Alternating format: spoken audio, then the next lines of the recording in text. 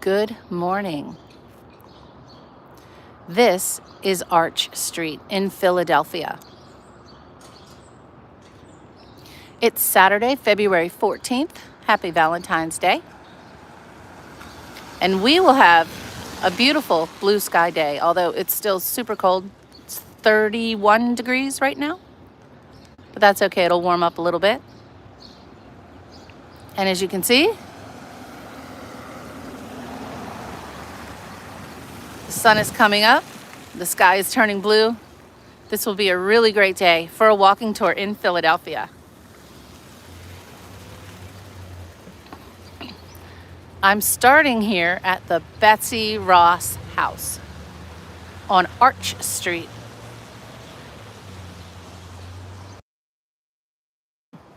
Philadelphia is an easy walking city. Just like Washington, D.C., it's relatively flat. It's quite compact. All the historic stuff is quite compact. Out early in the morning, not a lot of traffic, but these streets get super busy a little later in the day. You can see there's still snow here. Here in the Mid-Atlantic, we haven't had too many days above freezing recently, so the snow that we got 4 weeks ago now, on Sunday, it'll be 4 weeks. It just won't melt. It won't go away.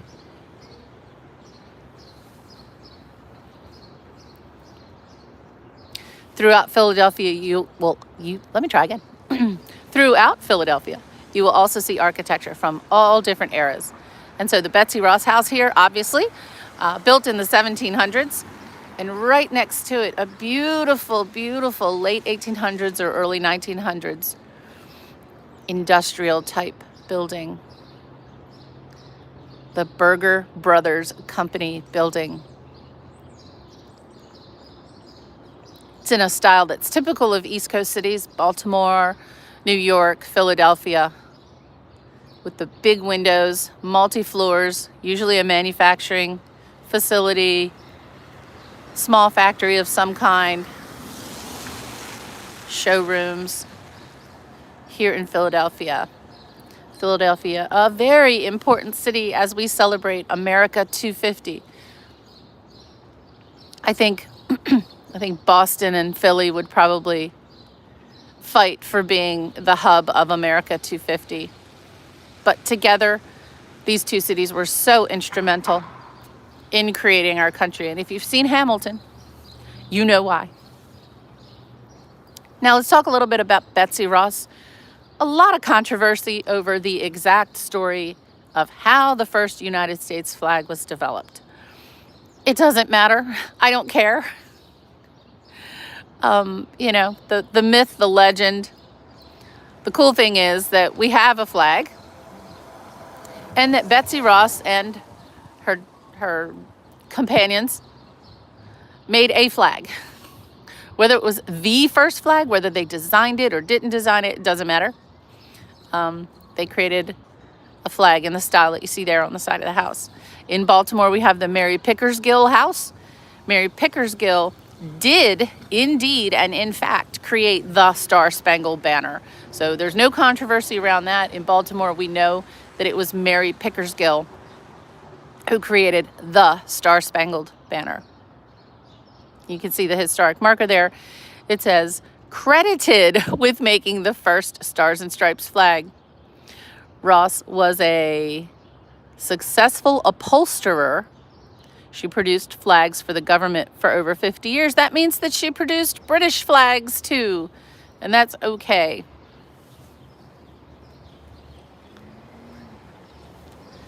As a skilled artisan, Ross represents the many women who supported their families during the Revolution, and that's really the story here.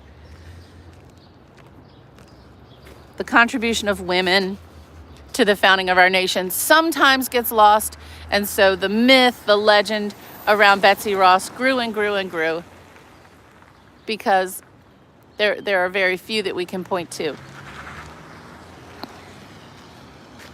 I'm going to walk extra careful. The courtyard here.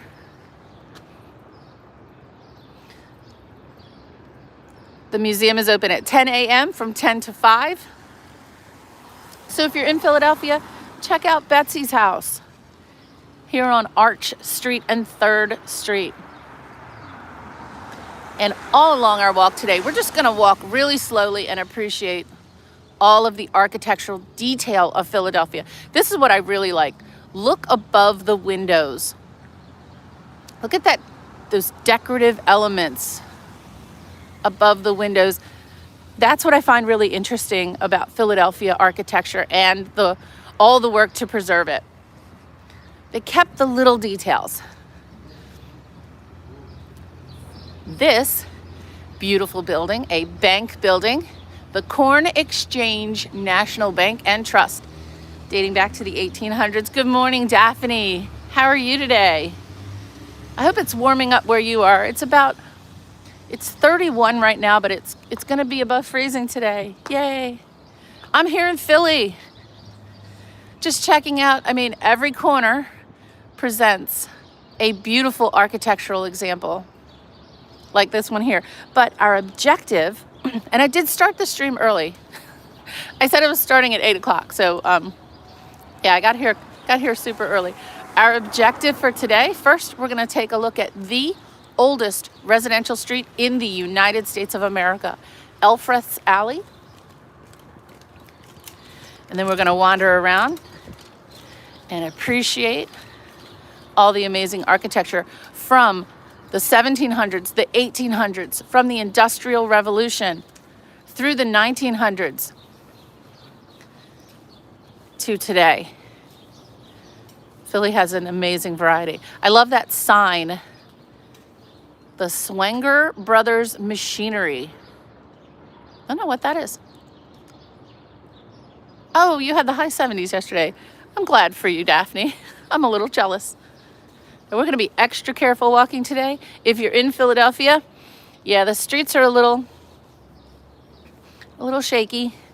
Lots of trees and roots to worry about. But this is now Bloke's Gentleman's Emporium, formerly the Swanger Brothers Machinery. Look at that old sign. Hey, Bruce, I'm in Philly today. Glad you could join me. We're checking out some of the, down here on 3rd Street, the mix of architecture from the we just passed Betsy Ross's house with the 1700s architecture. Now we're into the 1800s. These would have been businesses, some manufacturing going on here. In the 1800s through the 1900s, this would have been the place to be. Now we're just steps from the Port of Philadelphia. So as you can imagine, raw materials coming in to the port, manufacturing happening here, trains taking goods to and from the Delaware Valley, the Brandywine Valley, the mills, big business here. Such an important part of our American history. And a wonderful, wonderful example of historic preservation here. And then modern businesses today, Minotti. Don't know what that is. Ooh, it's artistic. Ooh, chandeliers.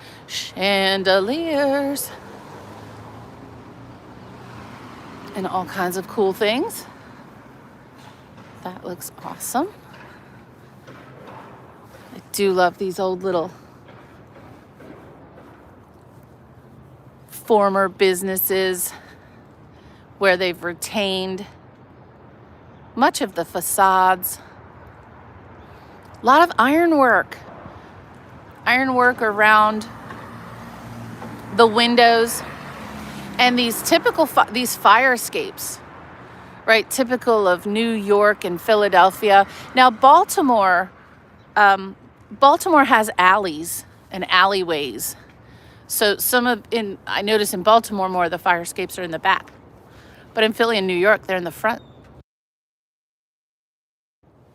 On the busy streets that don't have alleyways, so, you can't escape. And we could Talk about the Triangle Factory fire in New York.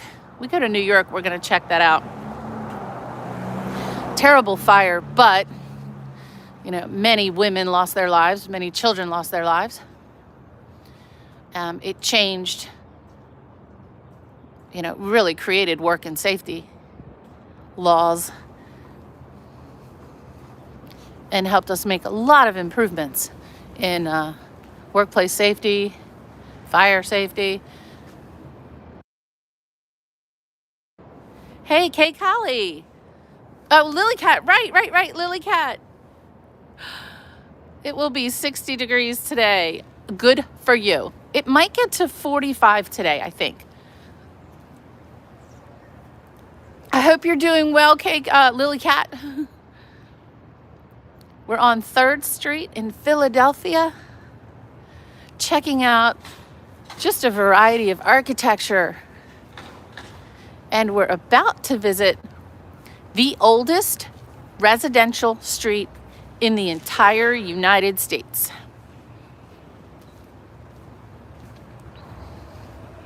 And it is beautiful. It's a darling street. Oh, getting a little glimpse of the SEPTA train there, if you can see it. Philadelphia's metro system is called SEPTA. Now I'm going to get this wrong. I always get it wrong. Southeastern Pennsylvania Transit Association. Maybe I got it right this time. Now above this door over here, you can see that little placard. That's one of those insurance placards that we've seen in Washington and Baltimore. And if you don't have your placard and your place is on fire, you're at the mercy of your neighbors to bring buckets. The local fire companies would look for those placards to make sure you're paid up. That was before the days of, oh, woohoo, hey, Ben. Great to see you. Before the days of, you know, good municipal services, the fire companies sold insurance, and you would put your placard on your house. And if your house was on fire and the fire company came and you had your placard, you were all good. Ben, it is great to see you. Thank you, and thank you so much for your membership. That's super cool. So what I've been doing is I've been posting my some of my, I guess, more interesting shorts. I've been posting them to members first, and putting my completist lists members only. I need to do more of that though. So thank you, Ben. Now in Philadelphia, like some of the other cities we visited, we will find beautiful murals. This is a little cobblestone alley here.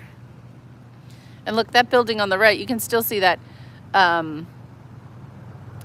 that steel beam coming out. I don't know if we see too many of those up on the higher levels of the buildings. Where you see those steel beams, it's because there was a pulley, right, to lift goods up to the higher floors before the days of elevators. And here's a great example of a fire escape.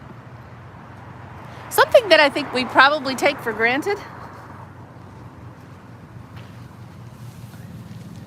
And maybe we don't appreciate because we don't see them too much anymore. That's kind of an interesting and ingenious piece of engineering to create a fire escape. But back to the mural here. Beautiful little mural. Now a little further up, and maybe we'll get to it today, but closer to the Italian market, is a whole area with murals that are mosaics. It's a whole little area. This is Cafe Olé. Oh, and they are open for breakfast.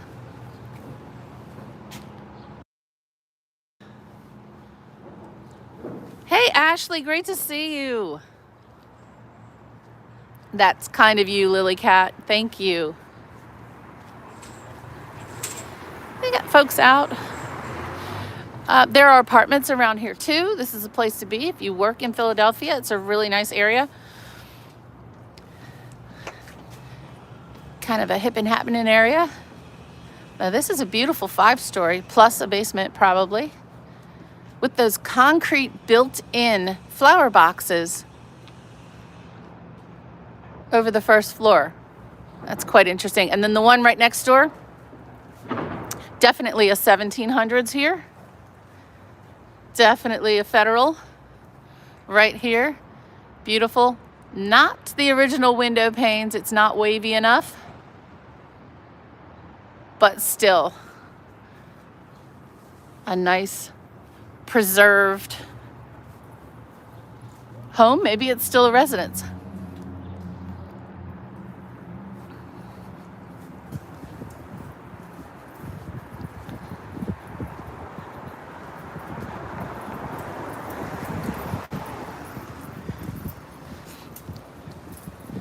Now check this one out.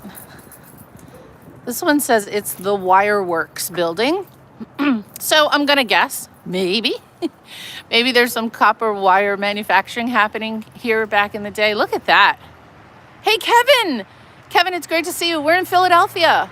We are checking out a mix of residential and industrial architecture going back to the 1700s here in Philly. This is 3rd Street. We started out at Betsy Ross's house, and we're just walking around this neighborhood appreciating such a great mix of beautiful architecture. Oh, that's a picture. And we are celebrating, excuse me, we're celebrating some blue sky today. Now, I want to make sure I go down the right street here. Now, that sign said to turn. I want to get the best view when we get to Elfreth's Alley, which is the oldest residential street in the United States. I want to make sure we see it from the right angle. So I want to make sure we go around the right block because it's pretty impressive. All right, so we'll go down one more. We'll go down one more street. Oh no, Kevin, it's my fault. I started early. I started too early.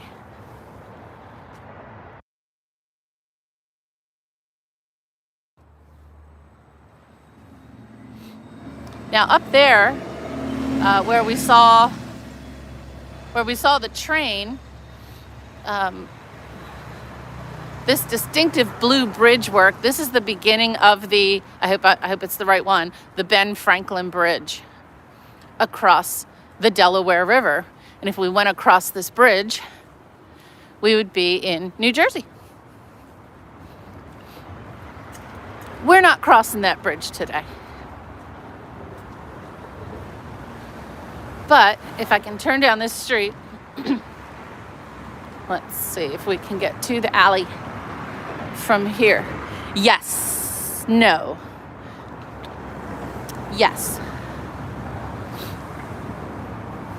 So you can see the tippy top of the bridge and the beautiful sunrise that we're getting here.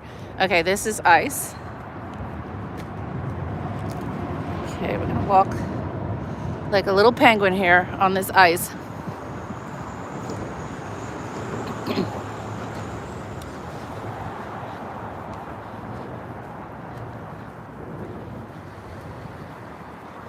This is the street I wanted, because when you see Elfreth's Alley, you have to see it from the right angle, the correct angle for a beautiful shot of the oldest residential street in the United States. I'm just coming around the back, and there's another one of those. There would have been a pulley up there on that wooden beam, not a steel beam there, lifting goods up to the higher floors in this old industrial building here. This is the back of the building. But yeah, good view of the Franklin Bridge here.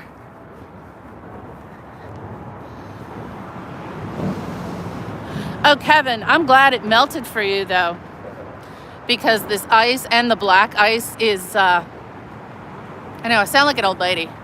It's dangerous, but it is dangerous. It really is. I'm a little tired of it. I'm over it, as they say. I'm over it. All right, now, I hope I haven't gone down too far.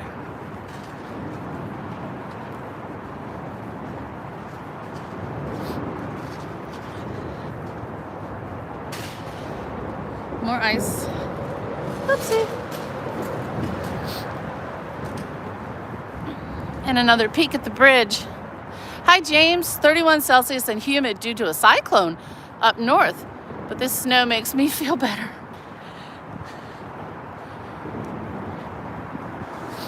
It's the snow. Okay, now I'm going to go full old lady mode. So it's the snow and then the salt that's on all the cars, right? And your clothes. So, yeah, I think we're all about over it. There's another shot of some homes that way, but we're going this way.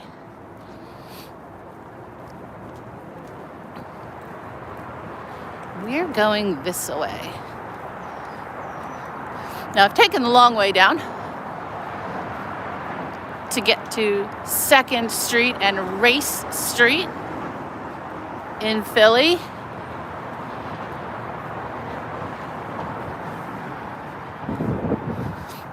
And we'll see once it is safe to cross. Good morning, WRP3 from Arizona. I hope it's a lot warmer there where you are. Thanks for joining. Philadelphia is great for just wandering around. Just take a wander. You can't go wrong. Now here's a beautiful fire station. I don't think I've seen this one before.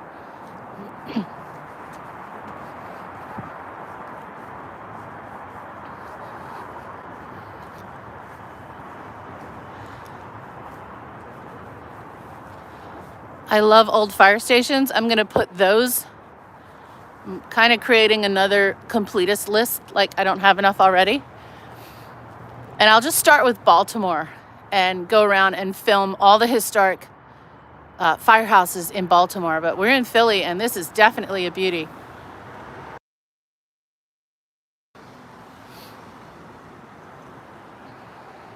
You can see on that flag, the red one, all the way on the right.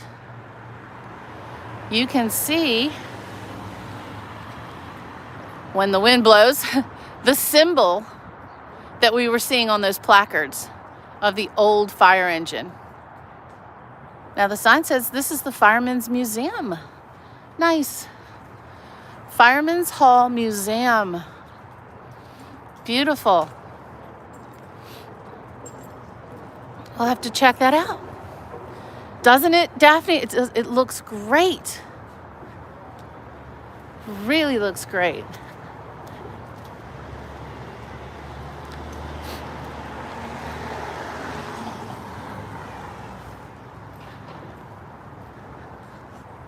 Little alleyway here.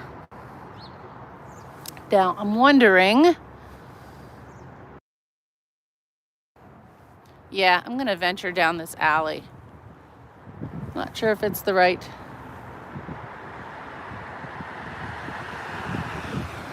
We'll find out. Best to adventure. Okay, I'm kind of peeking through. You won't be able to see it, but there's a very old fire truck inside, just behind that door.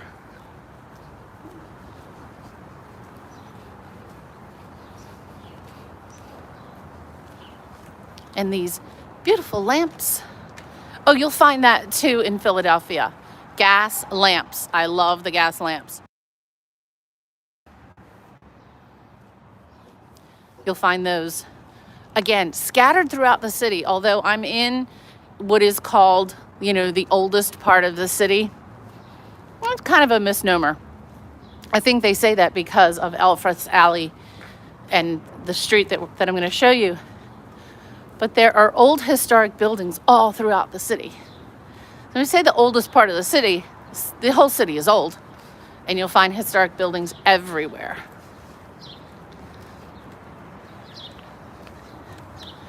We're just taking a shortcut here. And you can see the modern apartments built in between all the historic stuff. You're getting rain, Ben. Oh, I'm sorry. Sorry to hear that.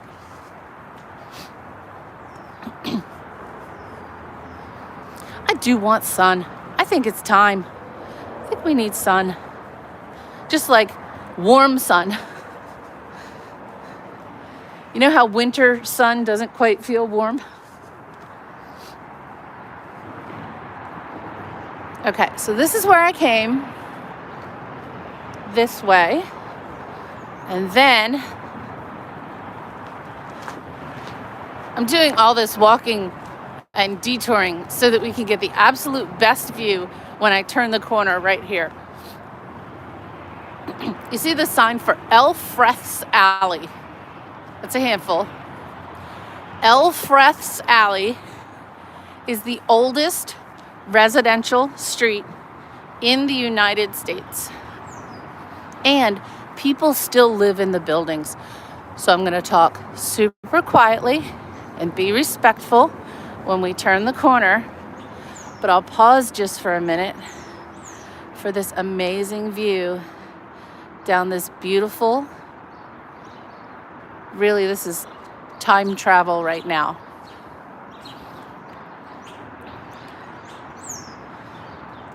And we'll walk all the way up and then we'll come all the way back down. This is Elfreth's Alley. These homes have been continuously occupied since the earliest days of the colonies.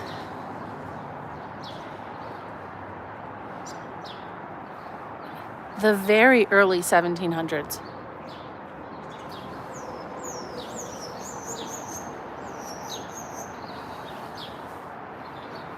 And people still live here, so I'm going to be really quiet.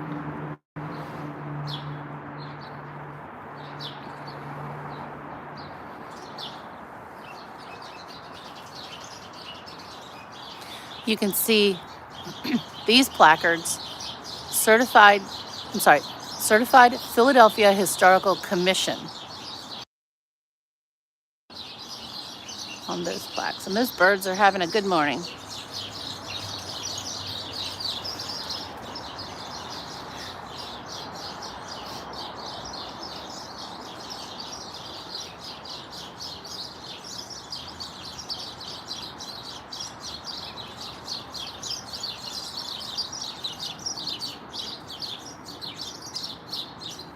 And this one says, designated Philadelphia Historical Commission, number 700. How awesome this is.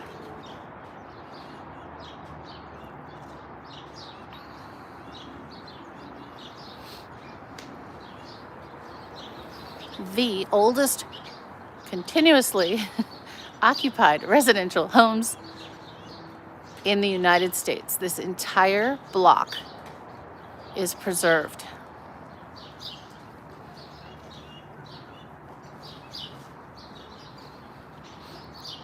The homes are tiny, but you can also see a little bit of variation between the homes, right? These are not row houses. These are townhouses. They are individual. You can see the differences in the brick. In this one particular, you can see the pattern in the brick. Please go ahead. Thank you. You can see the pattern in the brick with the long and short, the dark and light. Hi, Zombie Queen. Nice to see you.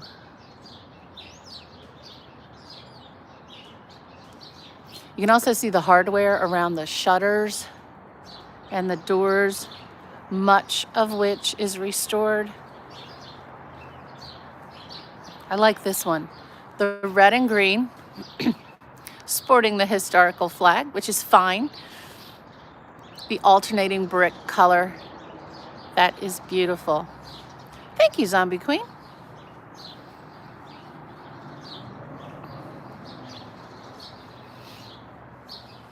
I think many people are in this very area of Philadelphia and have no clue this is even here. So obviously, before you travel anywhere, do a little research. This is the Windsor Windsor Chairmaker's home, 1755. And today operated by the Elfreth's Alley Association. I love the window boxes too. Now obviously these lamps would have been when there were lamps, because originally there were no lamps here in the 1700s. You wouldn't have even had gas lamps in the 1700s. In the 1800s, gas lamps would have been installed.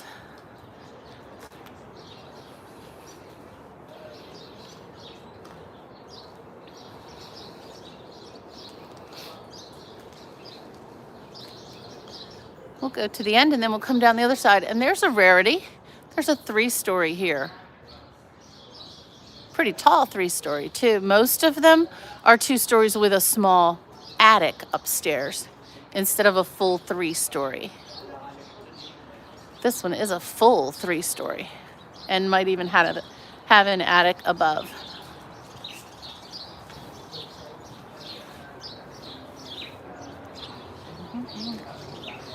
Carefully cross over here.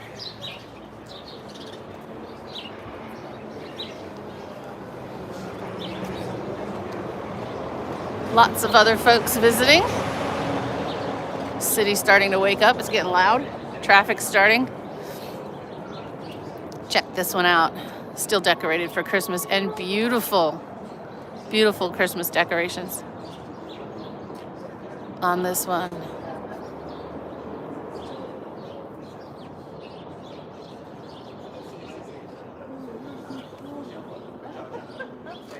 Let's take a walk down the other side.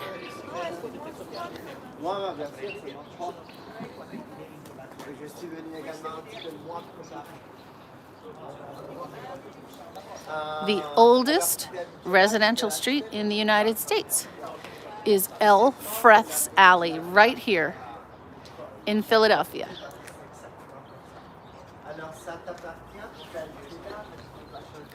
And the sign says, people really do live here and have since 1713.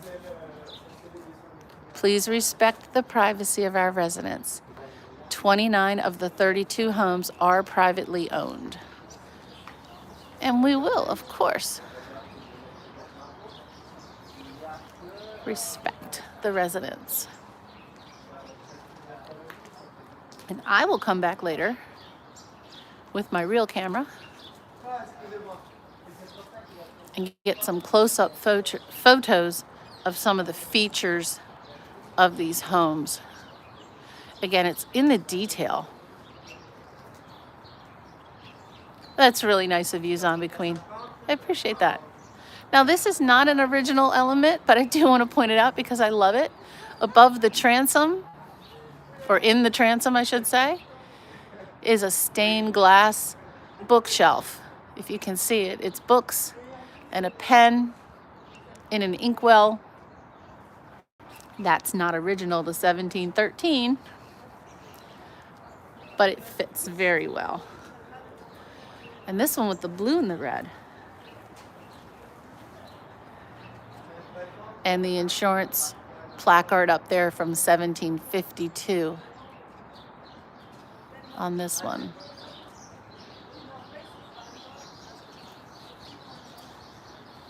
I don't know, I think the snow kind of lends a little bit to this street. Yeah, that's a good thing. Back in the day, can you imagine a big snowstorm here? You'd just be stuck. Like, what would you do? Have to climb out a window. I remember as a kid in Baltimore, there was a snowstorm once, and all of our doors opened out. And our front door was like street level. We didn't have big steps. And so my dad opened the window and tossed my brother out to dig us out. Can't imagine that here. Like, what would you do? You'd be stuck. you would really be stuck. It's so narrow too. I mean, the snow would just drift in here. You'd be trapped. Hopefully some neighbors from other streets would come around, because now this obviously is a very narrow street. Philadelphia, like Washington, D.C., the streets are wider for the most part than other, typical little villages and towns. So they would have had a chance with neighbors coming to visit, dig them out.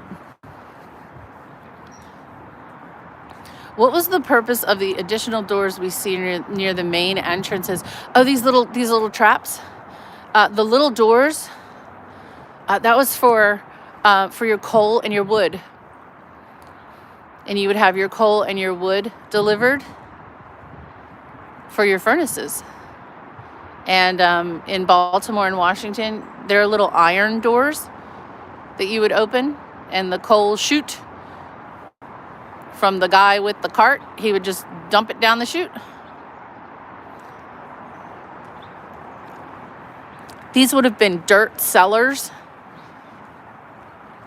for storing root vegetables and other storage. Wouldn't be a basement like we'd imagine today. Well, that was Elfreth's Alley. Let's see what else we can see. Truly historic landmark, not just in Philadelphia, but for the United States. Let's see if I can get up this street. If not, we're going to go right back. Nope. Okay, I'm not going to go this way. Let's go back. Let's go back up the alley, and then we're going to head over to the Society Hill area and check out all the other amazing historic and modern architecture there.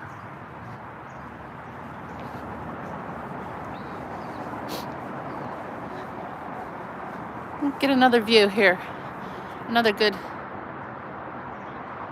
wide angle shot here of this beautiful alley. All right, I'm going to walk on the other side. Thank you, WRP3.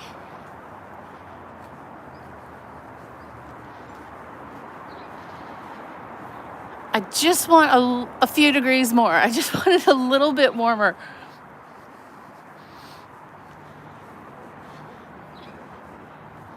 Normally what I do in the summer when we have more sun is if I'm doing a main street, I'll go and I'll walk the main street at like 7 a.m., take all my photos, kind of get the lay of the land. Then I'll come back and do one of these live streams. But I can't do that now. It's just too cold. But then when I'm done my live stream, then there's too much traffic to get the photos I want. So I just need more early sunlight. In the summer, sometimes I'll start at 6. And I get really good lighting for the photos I want to take. And then I wrap it all up. And then I come back and do a live stream. So I just need a few more hours of sunlight and some warmer temperatures.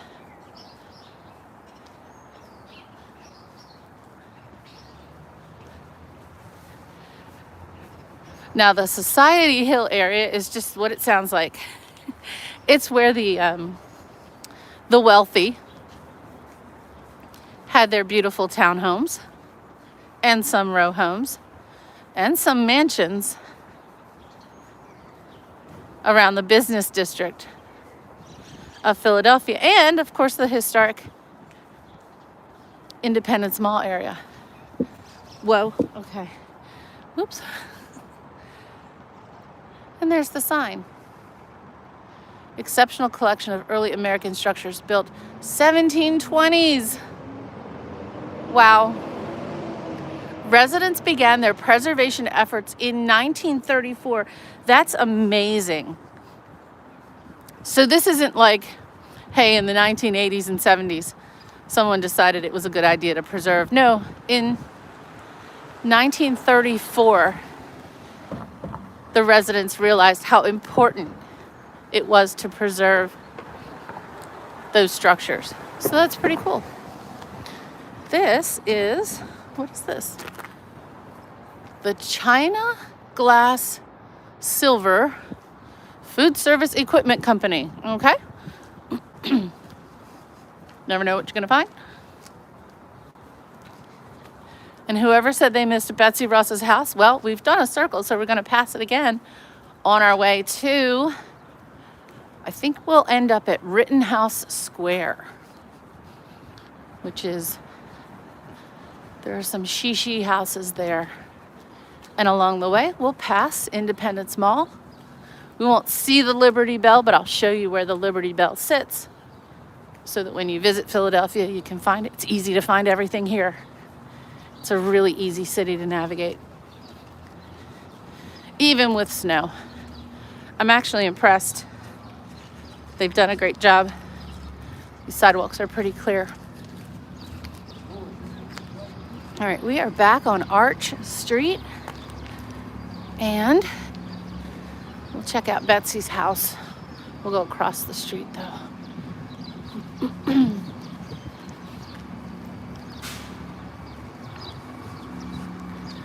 So Betsy Ross, yeah, now obviously as historians, we want the facts, right? We want the real story. We want to separate the legend and the myth from the truth. But there's been so much discussion about Betsy Ross. I think it's really overdone, the criticism of the stories around Betsy Ross. I think it's okay to have a little bit of myth, just like with Paul Revere and, the other heroes of the Revolution. It's okay to have a little bit of myth. Here's some oldies here.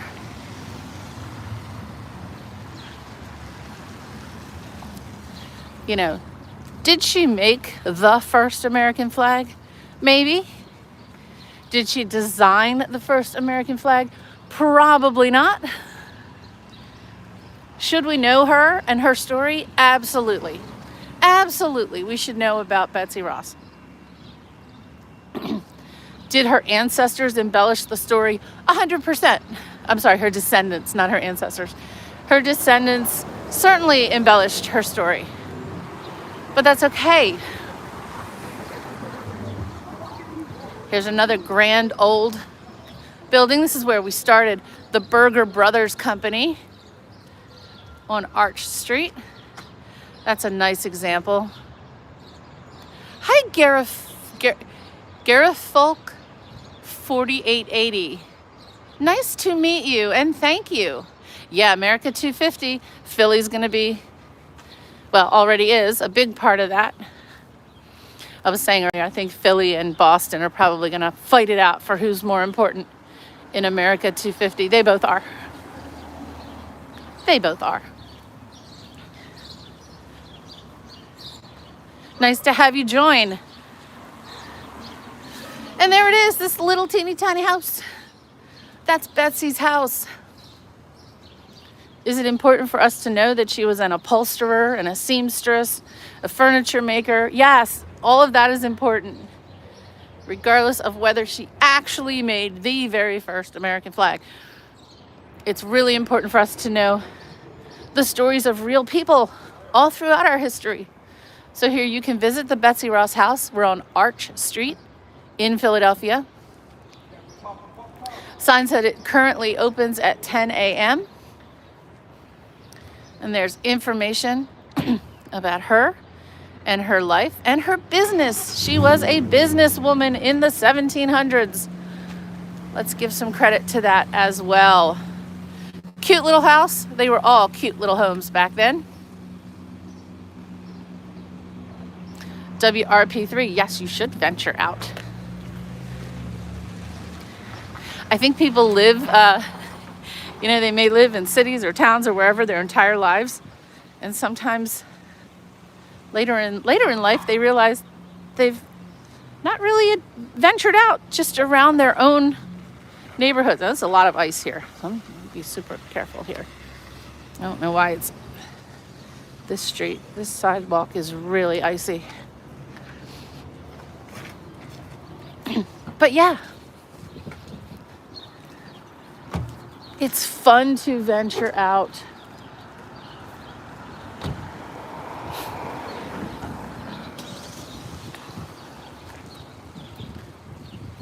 And you don't have to be in a historic East Coast city to find history everywhere. There's history everywhere. You just need to look for it. And especially getting off the highway, right? Getting off the main road and traveling the back roads is so much fun. Look at that one. Oh, look at this one. The red brick. And let me get up here. So those ledges under the windows, I don't think it's painted green. I think it might be painted green. It could be, or maybe that's a patina. I love that. The red and green, really nice. It's now Roche-Beaubois, if you can afford it. I can't. Look at all the detail around the windows.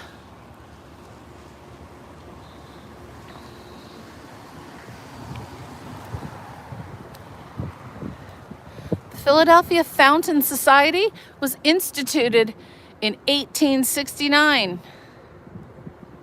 Okay. Why?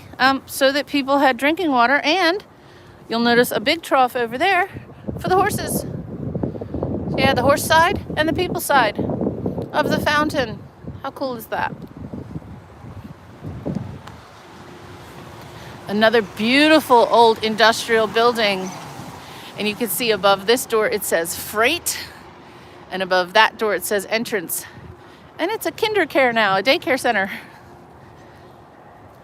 But a beautiful old industrial building here on Arch Street. And this is the Arch Street Meeting House. Quakers. Huge Quaker heritage here in Philadelphia. This is the Arch Street Meeting House. Built between 1803 and 1811 on land that was the ancestral home of the Lenape, or Delaware Nation. It has been an anchor of the Quaker community and activism ever since. Awesome. Beautiful.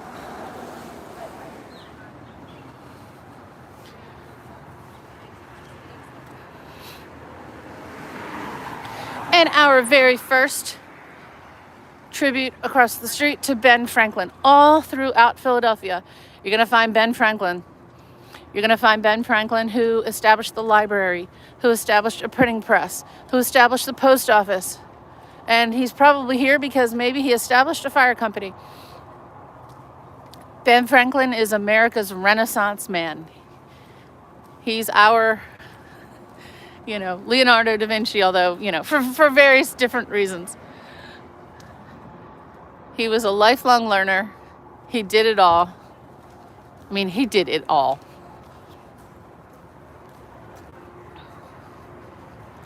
This big old building here, we're up to 4th Street now. This big, huge building is the United States Mint.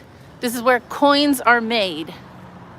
Now, you may have seen me in Washington, D.C., walk past the headquarters of the United States Mint and tell you that the coins are not made in Washington. The coins are made in Philadelphia, Denver, San Francisco, and West Point, New York. And this is the big building where they are made in Philadelphia. And I have been to this building. I have been inside the manufacturing area because I used to work for the United States Mint. Very hardworking people at that government agency. And so I got to visit here and Denver and San Francisco and West Point and Fort Knox. But here in Philadelphia, I think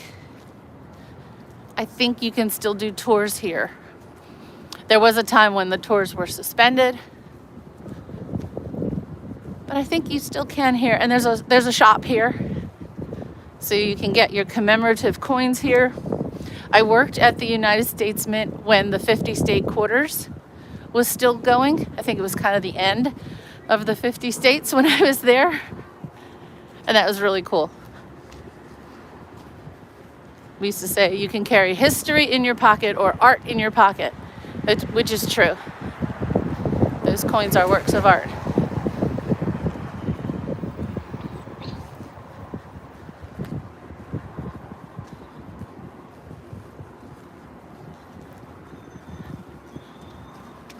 It is still really cold. I'm waiting to feel a little warmer.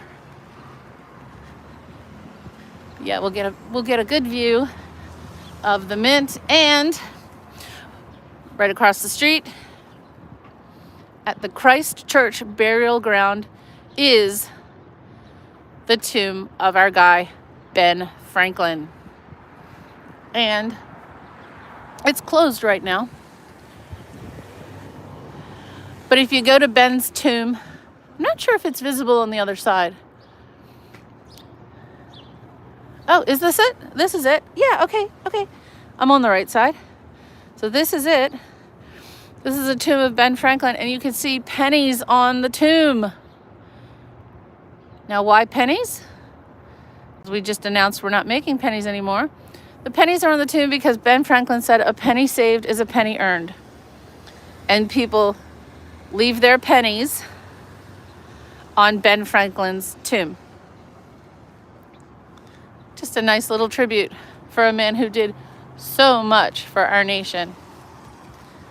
Now this is the absolute heart of the history piece of Philadelphia. I'm gonna find a safe place to cross here. Let me cross right here. This is Independence Mall. Now, let me turn around and give you a really good view of the United States Mint building. You can see United States Mint. And this building here is the United States Constitution Center.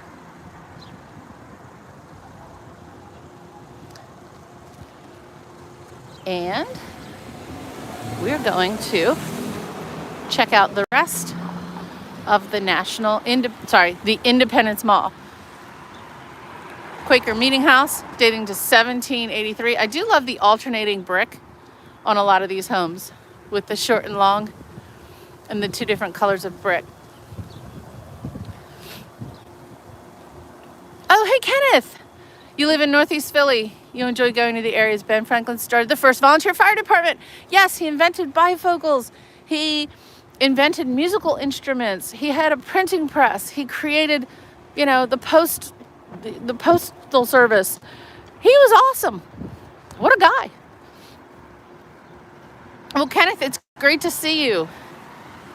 I was in Chestnut Square yesterday, about 35 minutes from here, doing the main street there. And then today I'm here for a sporting event. And there's so much to see in this area. I really do like this area. All right, walk around the parking facility here, and then we'll get a really good view of Independence Hall and the visitor center just around the way here. I've taken the non-scenic route. Sorry about that. But when I found a clear sidewalk. Oh, there's sun. Oh my gosh, and I can feel it. I can feel the sun. Oh, that feels good. That feels really good.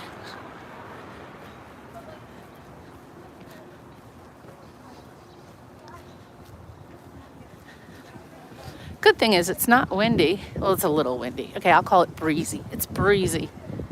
It's not like that, where was I? In Baltimore? That day in Baltimore, the wind was crazy. Oh, around the B&O Museum. Yeah, that was only 18 degrees.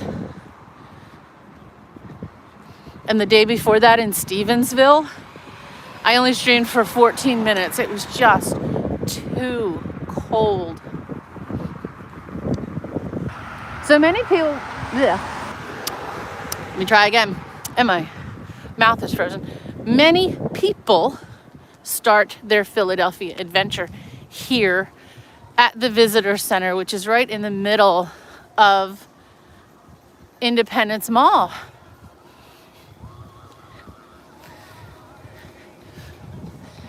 And I'll keep talking because there's really loud music right there. Don't know why there's such loud music. The National Park Service does an amazing job, an absolutely amazing job, managing and preserving all of these properties here around Independence Mall. And there is Independence Hall right there, where our Constitution was signed and where we declared ourselves a free nation and an independent nation. Much history there in that building, not just around the Declaration of Independence and the Constitution. And there's another view of the Constitution Center behind. And this mall that is normally bright green, beautiful grass that is covered in snow. It's actually quite, I don't know, it looks really nice. If you get to Philadelphia, definitely do a tour of Independence Hall. One of the very best park ranger tours I've ever been on was there. And to this day, I remember that ranger. He was amazing. Our park rangers are our American storytellers, and they do a fantastic job. Now in here, and I've done a video inside the visitor center, you can get your stamps for your national park passport. I think there are 12 different stamps here for this area. So you've got Independence Hall, the Liberty Bell, and more. Ben Franklin's post office. So much just in this little area. Ben Franklin's printing press, not post office. Ben Franklin's printing press is just a few steps that way, south of the mall. But we're gonna head this way to check out some of the homes near and around Rittenhouse Square. Sunny side of the sidewalk, I know. Well, it's always sunny in Philadelphia, isn't it? I love that show. Guilty pleasure. I love that show.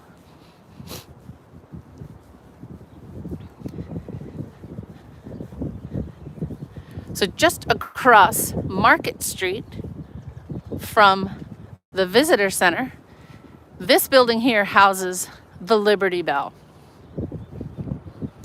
And I don't know, days gone by, you used to actually have to make an appointment and get a ticket. You don't have to anymore.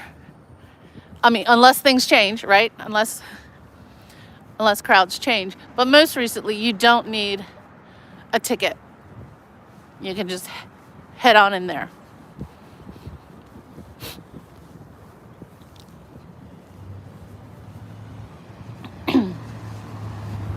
Now, should we go up? Yeah, let's go to 7th Street. We'll do the trifecta.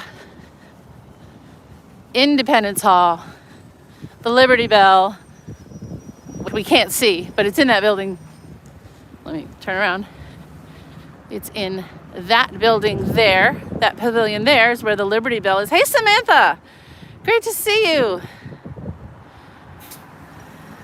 Oh, Philly is wonderful. Philly is wonderful.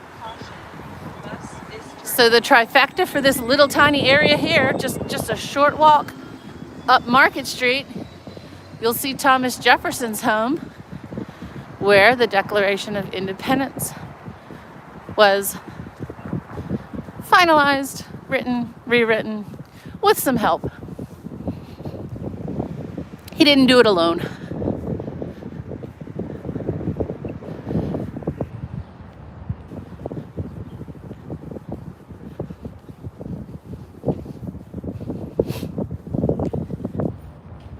Now, just because I said it wasn't windy, now it's windy. So I hope the audio is okay. Sorry if you're hearing. Sorry if you're hearing. I'm doing okay. I'm a veteran, United States Marine Corps veteran, see? I want to thank you for your service, Yes. sir. Look, Thank you. Can you possibly, I was trying to get a donut because I got out from the VA having a hernia operation, and I was trying to get a donut, and nobody, could, if you could spare any.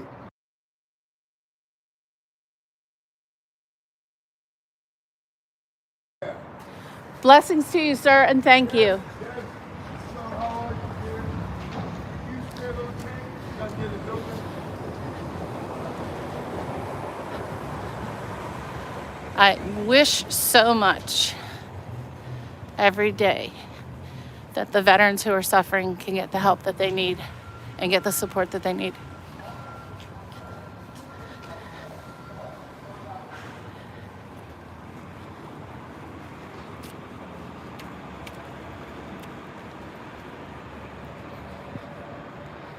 Check this one out. Look at the detail around those windows.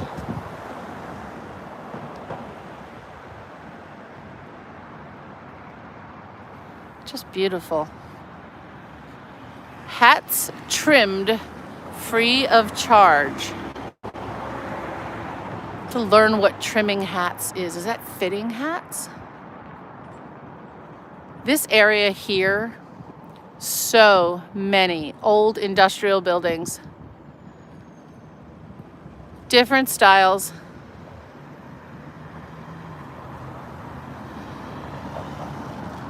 Many aren't occupied right now, but they're not being torn down, so that's a good thing. This little house that we're resting the camera on right now is Thomas Jefferson's house. This is the house where the Declaration of Independence was written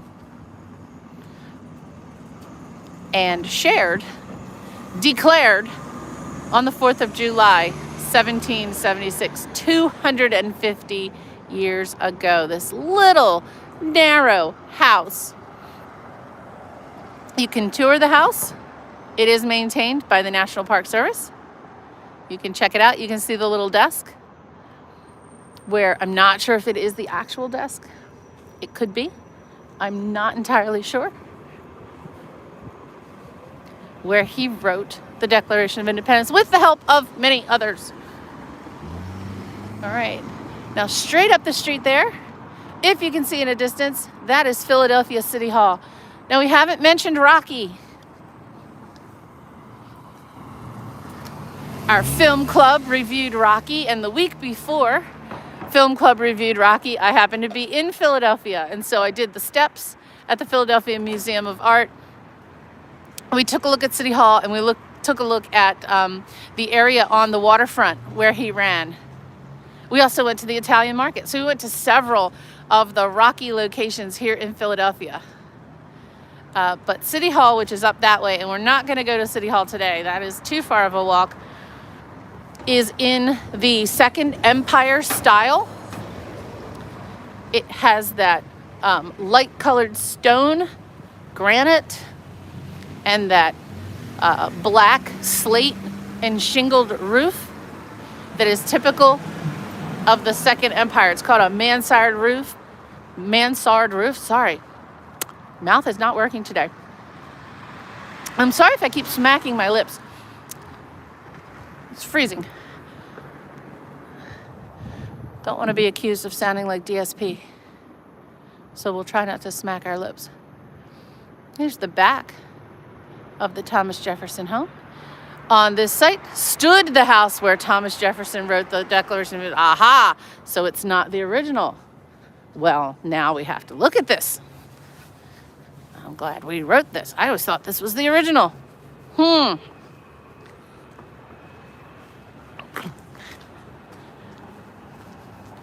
The Gratz family owned the building through much of the 1800s. They made many modifications to the original building. Other owners later held title to the property, including a bank and then a lunch spot. Aha. So the National Park Service reconstructed the home. So this is a reconstruction. So another form of preservation, reconstruction, and that's okay. So that's the original-ish, and then a bank, and then a lunch counter, and then reconstruction. Okay, all good. Hi, Shiner, this is Philadelphia. Philadelphia, we're on the spot where the house stood, where Thomas Jefferson wrote the Declaration of Independence with the help of others. We are on 7th Street. 7th Street. We're on 7th Street. Oh, I get to show you a great chocolate shop. I get to take you to a great chocolate shop. Check this one out. That is a rather, you know, I usually like bank buildings. That's a quite ugly bank. That is, it's the home of PhiladelphiaHistory.org. Okay. Not my favorite bank. Yeah, I'm with you there. Lily Cat, I'm with you there. It's not my, it's marble. The stones are marble. And it's not dirty. It's not that it's not that it's pollution or anything. It's just that color of marble. It's multicolor. Each stone is a different color. And there's no pattern to it. Yeah. Okay, a rare occasion where I do not like a bank. But I'll tell you what I do like. Lohr's chocolates. Today being Valentine's Day, I wonder if this place is just closed and sold out, or if there'll be a line at the door soon. And I don't know what the date is. Let me see if I can get out in the street for a minute, just for a second, and then I'll come back over. There's no date, but this is some form of historic building for sure, but absolutely awesome handmade chocolates right here. Lohr's Chocolates, a Philadelphia tradition, here on 7th next to Chestnut Street in Philadelphia. So if you're in Philly, hey, it's just a few steps from the Thomas Jefferson place. Come down to Lohr's Chocolate. I like their dark chocolate dipped dark chocolate dipped marshmallows. Love those. So we may make a little detour here later today. Batman Bank. You know what? Yeah, kind of dark and imposing. Yeah. That makes sense. All right. Now you're going to see these signs here with these diamond rings. Philadelphia has a jeweler's row, and it's the next block over. Oh, but we have to go up this block because this has the green one that I like. All right, we're going to do a little zigzagging, and then I'm going to show you jeweler's row. But first, we're going to take a look at this. This reminds me of in Washington, D.C., coincidentally, 7th Street in Washington, D.C. So in D.C., the numbers run north and south. In Philly, they run east-west. So I'm walking north on Chestnut, north of 7th. So they run differently. But in D.C., that row of beautiful old commercial buildings on 7th Street, this reminds me of that. Everyone is a different style. Everyone has some amazing ornamentation between the windows and around the windows. Check that one out. These were all merchants back in the day. And look at the flourishes. So two of my favorites here, this one here, this beige and gold building here.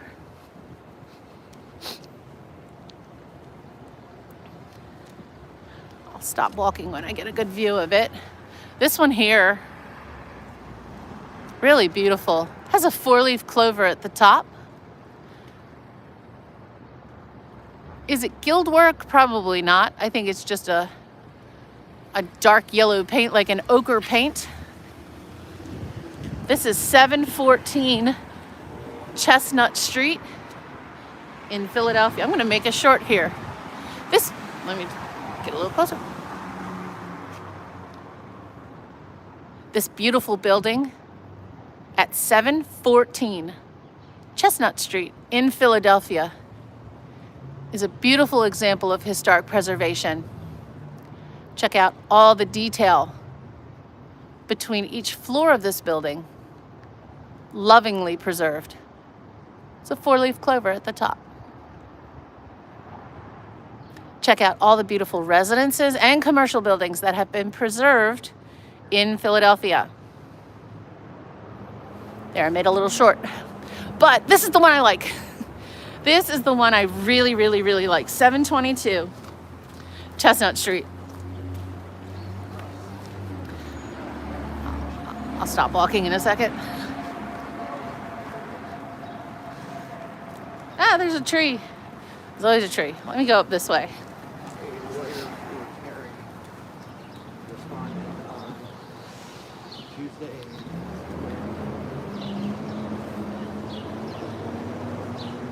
I gotta go up a little further. Trees.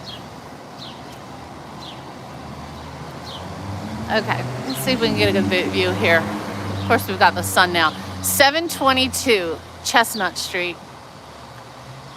It's a dark green with a light green. And then you have these, I don't think they're called gargoyles, and they're not grotesques either. These, these figures of the lion, and then some kind of allegorical figure. It's not Bacchus around the windows. This is great. I like this one. This is 722 Chestnut Street in Philadelphia.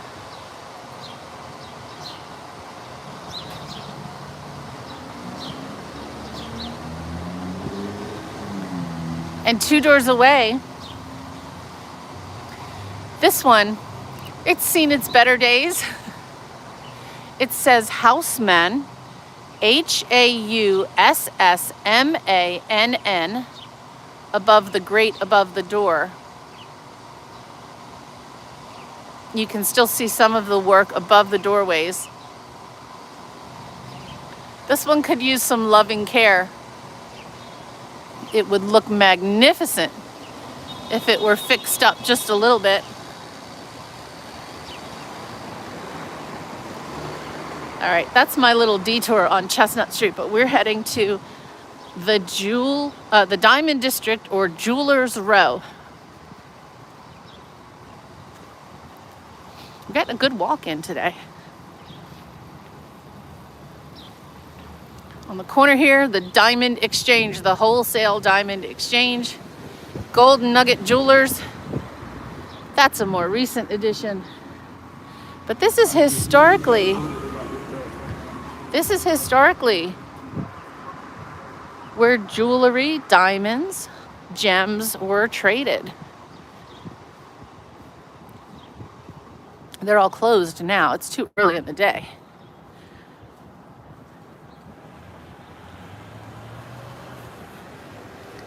This one here with the slightly Eastern looking awning, right? That looks like something from Chinatown. That green tile awning. At the top of the building, it just says JM. It just says JM on that building. Oh, hey, Recco. Which Bonnie Tyler? Do you need a hero? Or is it total eclipse of the heart? Thank you for joining. This has been the Diamond District for a long time, established in 1891. Now this building looks amazing at night. You can probably kind of see there are strings of light, little lights on this Craftsman's Row building all the way to the roof. Looks great at night. and a sign for Robert Bogle, a noted black caterer. Bogle opened a posh eatery at this location in 1813, recognized for his meat pies. He was a master of ceremonies at elaborate weddings, funerals, and banquets for his wealthy clients. How cool is that? What a great story. Robert Bogle, known for being an MC. That's pretty cool. Now down this street, I think it's this street, not only are we going to see the banners with the little, with the diamond rings on them, but I think the street lights, let's see if we can see the street lights that are diamonds. I think down here, the big sign that says Jewelers Row, with all the jewelry shops. Still today, from 1881 till today. This is where you go for your jewelry. Hey, Pete, good morning. You heard the word pie. We say pie and Pete appears. Could go for some pie myself. I could do that. Now, where are the street lamps with the little diamond tops? Must be down here.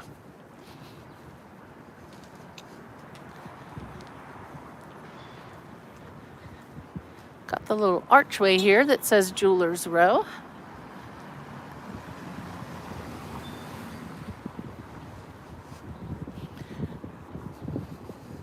Custom rings, appraisals, gemologists on the premises.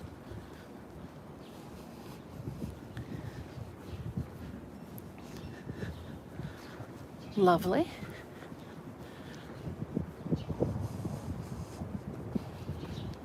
Now I know I'm not losing my mind, but there used to be, the street lamps used to have little diamonds on top. It could be the next street over. We're gonna find them. Oh, the sun. Blue sky and sun. Yay. Hello, for Google's sakes. The Shrek movie. I'll have to check out that Shrek movie then. And another beautiful little old preserved 1800s building. This is a thank you coffee brewers. It's the thank you coffee brewers in a beautiful home dating back well over 200 years for sure. Now, I swear the street lights here used to be diamond. Little diamond globes. Maybe I'm thinking of New York. I wonder if I'm thinking of New York. I could be. That's a good view. That's a really good view. Now on to Rittenhouse Square. And some more beautiful, beautiful architecture. Now, believe it or not, even though we've only gone a few blocks, we're heading out of the busy commercial center of the city back in the day. And we're actually already moving to where the wealthy would escape the city, just a few blocks away. It's the Curtis Publishing Company building. This is huge. We'll get a better look across the street. And the well-to-do, you know, like in New York, it's Washington Square, and in Washington, D.C., it's around Logan Square and DuPont Circle.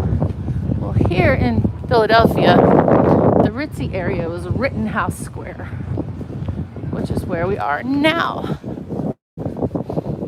Also maintained by the National Park Service because of the history here. Crossover.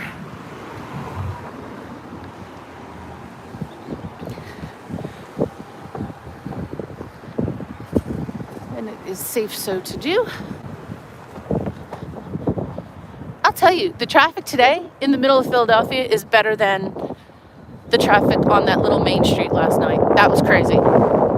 That little tiny main street in Kennett Square, Pennsylvania. was a nightmare.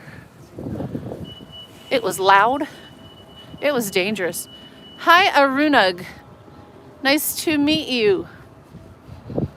This is Rittenhouse Square, where the well-to-do would get a break from the pollution of the city just 2 blocks over. This was a green space back in the day. It's still a green space today.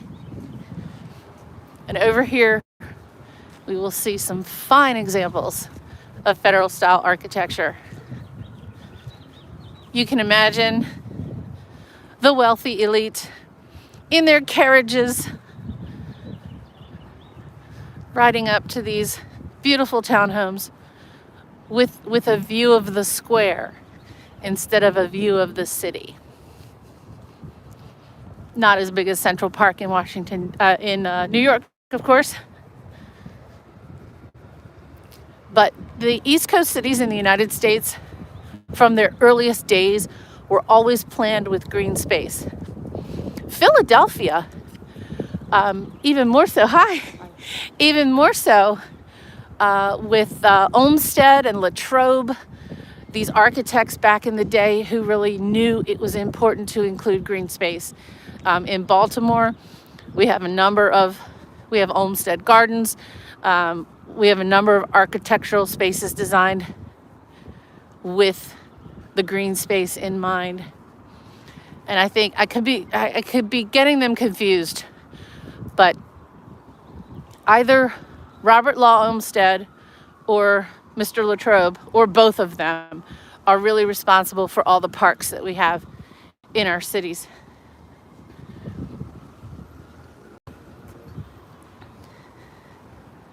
Yeah, we still have snow, Pete. This is the original snow from almost 4 weeks ago, because it's not like right now. I hope it's 32 at this point. When I started this morning, it was still 31. We haven't gotten above freezing. I think only 2 days in the last 20 days has it been above freezing substantially. That's not normal for us. Normally, we have some days below freezing, and then the next day, this isn't normal for us. But these are the beautiful Rittenhouse houses here on this square. As you can see, they're wider than the other federal style homes we've seen in Philly. They're taller. They have 3 full stories plus an attic story plus a real basement, because the servants were in the basement and on the attic floor. This is where the wealthy lived.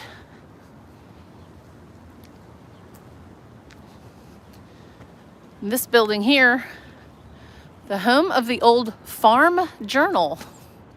I have to check that out and find out what the Farm Journal was, other than a farm journal. And these other homes, these are grander than the ones we've seen in the center of city. Okay, in Philadelphia, center city is a very specific area. So in the center of city versus center city. These grand sweeping staircases. Somebody's DoorDash is there waiting. Even the wealthy get DoorDash. Now today, I'm imagining these are probably apartments. Yeah, they're apartments. And that one actually has a for rent sign on it. But they've been well preserved.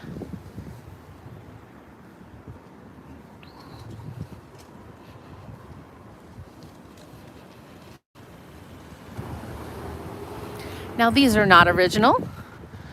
This is relatively new construction, but it's built to give a nod to the historic structures. So bonus points for that in these new townhomes. But right across the way, more historic homes. Now along these little streets, look up and look down. If you look down, you'll find some carriage blocks that are still in the streets. So when you alighted your carriage in front of your home or your friend's home, there was a nice little block little step to help you down to the sidewalk. Those blocks are still in places. Also important to look down because you don't want to stumble over a carriage block, which I have done.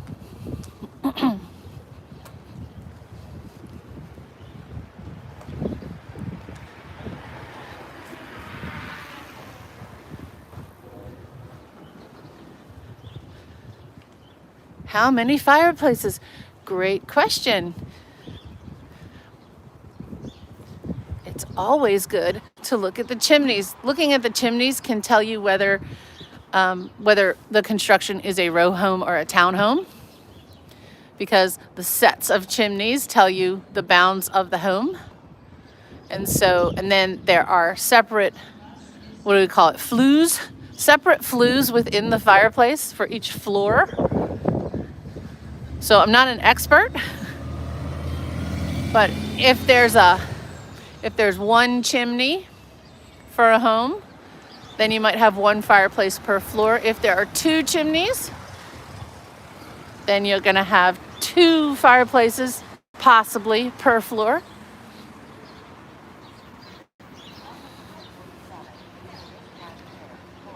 Now these homes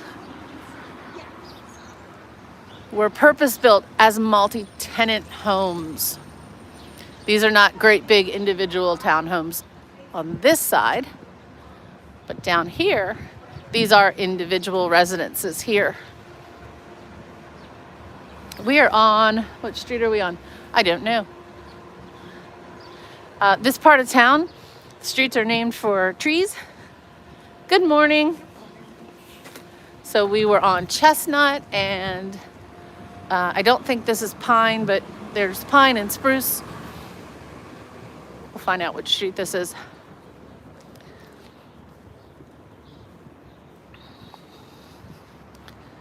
Oh, I can believe that.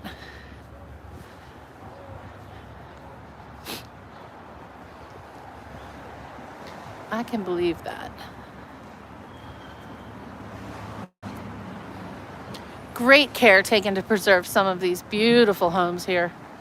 I'm running out of words. I know I say beautiful, amazing, lovely, but they are.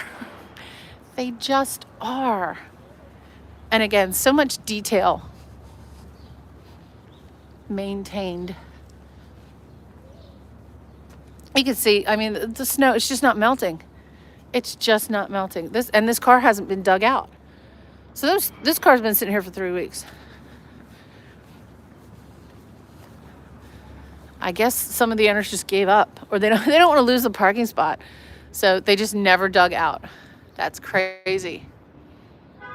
That is a fine example right there. A really fine example.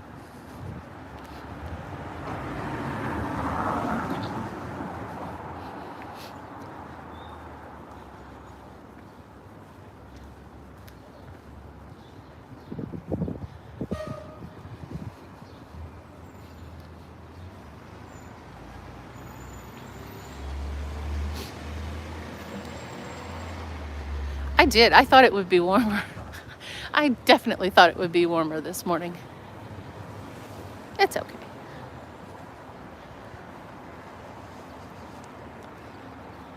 Now, just like today, having an end unit meant you had a little more room. And that's a really good one there. Spruce Street. We are on Spruce Street.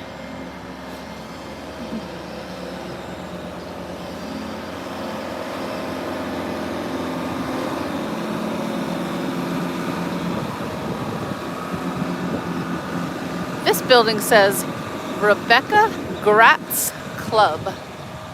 Now, when we were up at the place where Thomas Jefferson's home was, I believe that was the name of the family that the sign said they owned that building through the 1800s. I believe they said Gratz. So on our calendar for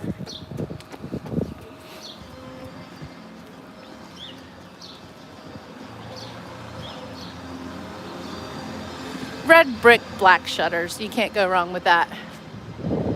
You definitely can't go wrong with that. Other colors are good too. Not a fan of the light colored brick. Haven't seen too many of those here.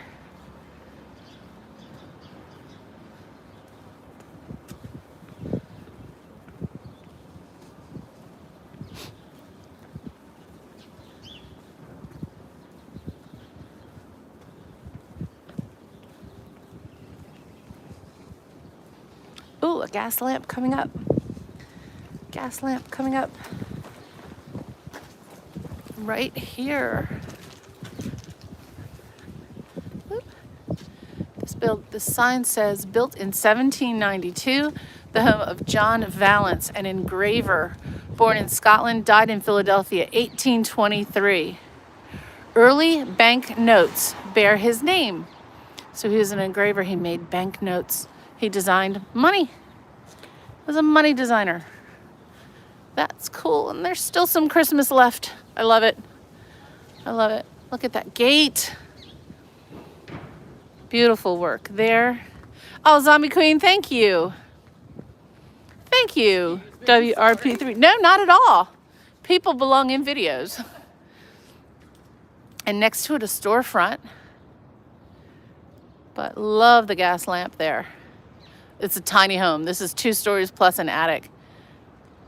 John Vance at 521 Spruce Street with this beautiful gate. I like that. Window boxes.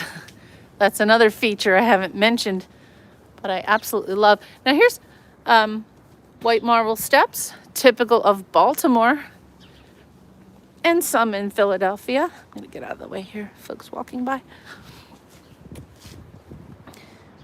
And typical cities that don't have backyards or gardens make use of containers for some beautiful container. Oh, this street. Okay, we're gonna be super careful here.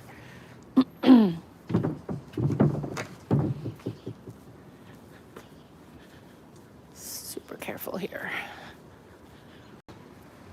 We'll get a view back up the street.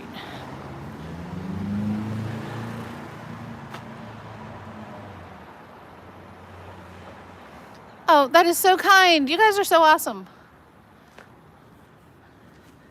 Well, thank you for finding me. I have been wandering around, especially around historic architecture, my whole life. I'm a historian, but I'm not trained in architecture at all, but I love historic architecture, so I make a lot of mistakes because I actually studied the whole different areas of history. But I've been wandering forever, and one day I just decided to turn the camera on and live stream instead of just making shorts and taking photos. And people actually joined me, and now over 2,000 subscribers to my channel, which is insane. And thank you to everyone. And now I'm monetized. It's crazy. It makes me very happy that people like to join me on these little walks. And maybe I can inspire folks to get out and check out their areas too. Look at this. Look at that window. That is a wild take on historic. Something historic. Like bubbly glass in that window. Now I think up here, if I'm correct, oh, see, this is, yeah, that's a drain pipe. Check that out. Yeah, it's here. So this is a former home of President Madison, James Madison, the father of the Constitution, sponsor of the Bill of Rights. Him and Dolly lived here. So we've now visited 2 James Madison homes because we visited the one in Washington, D.C. as well. His home while and before, during, and after his presidency, because that was the time when the British burned the White House and all that good stuff during the War of 1812. Madison was president, and some documents had to be taken from the White House to the Madison House on Pennsylvania Avenue. So now we've been to 2 James Madison homes. This one in Philly and his home in Washington, D.C. How nice is that? Well, I think this beautiful view, if I can be safe here, I think this is a great place to stop our tour today. Google sakes, thank you so much. Zombie Queen, you're wonderful. Daphne, Pete, WRP3. Who am I missing? Rami. I didn't say hi to Rami. Rami, nice to see you. Ben, you're awesome. Rekho, glad that you found the channel. I saw Bruce was here earlier. I know Lily Cat was here earlier, and I'm so sorry. Shiner, anyone else that I haven't said, Samantha, hi, and thank you to Karen. I know both Karens were here. A huge thank you for joining me today as we wandered through Philadelphia for an hour and a half today to check out this beautiful architecture. I hope you all have a fantastic week ahead of you. Get out there and check out the history where you live. Take care.